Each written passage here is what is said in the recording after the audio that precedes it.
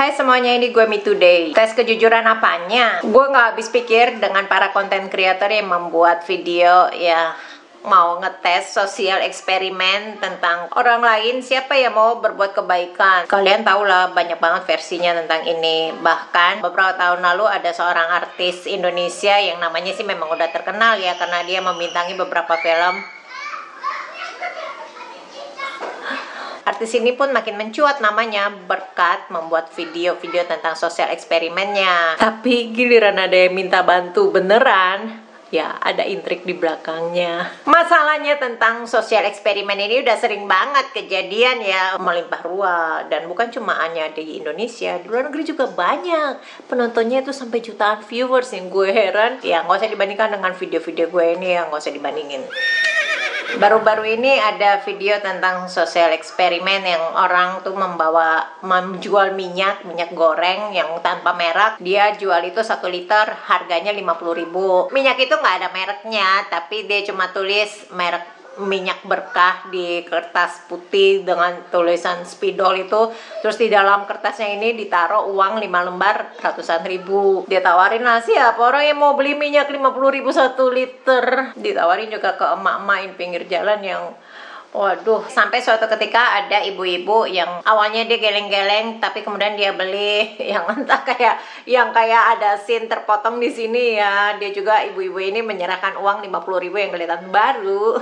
Terus setelah minyak itu diberikan, dikasih tahu lah, Bu, itu buka pembungkusnya. Terus setelah dibuka, di dalamnya ada 5 lembar ratusan ribu. Di balik pembelian minyak yang harganya nggak masuk akal ini, kayak ada kong kali kongnya di sini. Siapa sebenarnya yang mau beli minyak 50.000 1 liter? Ya, hanya orang yang lagi stres atau memang yang lagi banyak beban pikiran mau membeli minyak ini. Itu pun kayak, siapa yang mau? Dan gue juga nggak habis pikir lagi, itu ada video yang di luaran sana. Dia dengan baik hatinya membayari belanjaan orang yang nggak dikenal. Meskipun tujuannya baik ya, dia mau ngebantu, walaupun endingnya sih ya di-upload juga itu konten ya, supaya orang tahu betapa murah hatinya dia sampai mau ngebayarin orang asing. Tapi kalau caranya seperti ini namanya menyepelekan, ini namanya merendahkan orang yang mau ditolongnya itu. Biarpun orang itu taruhlah ekonomi pas-pasan atau punya uang ala kadar yang cukup untuk bertahan hidup selama beberapa hari atau bulan atau hari. Yang kayak gini nih, menganggap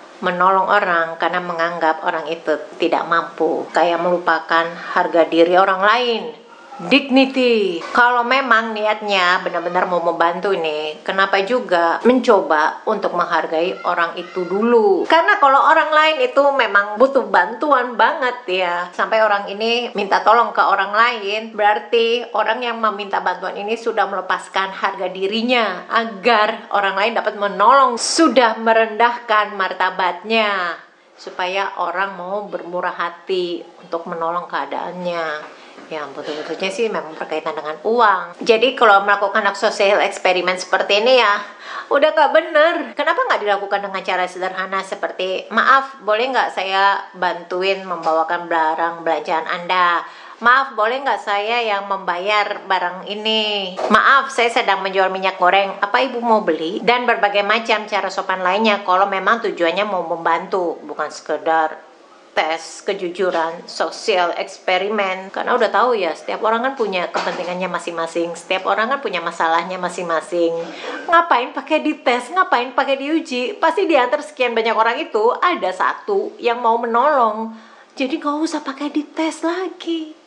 Kalaupun ternyata hasilnya orang itu fail, gagal dari tes kejujuran ini, ya itu juga wajar. Ini melakukan tes kejujuran atau mengadili. Kita kan nggak tahu ya segala macam intrik yang ada di balik scene adegan tes kejujuran ini, ataupun kong kali kong antara si content creator dengan orang objek yang ada di situ ya. Tapi apa lebih nggak kasihan kalau ada orang yang nggak tahu dan gagal dalam eksperimen ini, tahu-tahu mukanya udah nongol aja di sosmed. Dan begitu banyak orang yang mengomentari sikap negatifnya, padahal bisa jadi bukan dia nggak mau nolong, tapi memang dia lagi banyak masalah, dia lagi ada beban pikiran, ada yang dipikir, ada rencana-rencananya dirinya dulu lah yang diutamakan. Karena kalau kayak gini namanya pelanggaran privasi. Gue juga pernah ada dulu kejadian dimana gue pernah ketinggalan dompet, bukan ketinggalan sih, dompet gue jatuh di supermarket. dan hilang. Gue mencoba mencarinya tetapi tidak berhasil. Beberapa hari kemudian gue mendapatkan SMS dari orang itu yang memberitahu ke gue kalau dia yang menemukan dompet gue di supermarket itu. Dan gue pun sangat berterima kasih ya dan minta ketemuan, walaupun pada akhir-akhirnya sih gue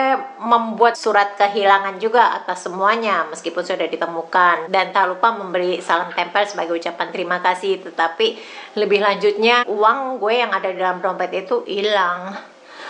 Tapi dari kejadian ini gue nggak ngejudge orang itu ya, gue pikir ya biarin aja deh, itu kan rezekinya dia ya, berarti nemuin dompet gue dengan uang di dalamnya itu. Nah, nggak usah perlu dijudge, nggak usah perlu ya balik lagi, lo tuh siapa yang ngejudge orang yang melakukan tindakan negatif seperti itu, tindakan yang mendadak.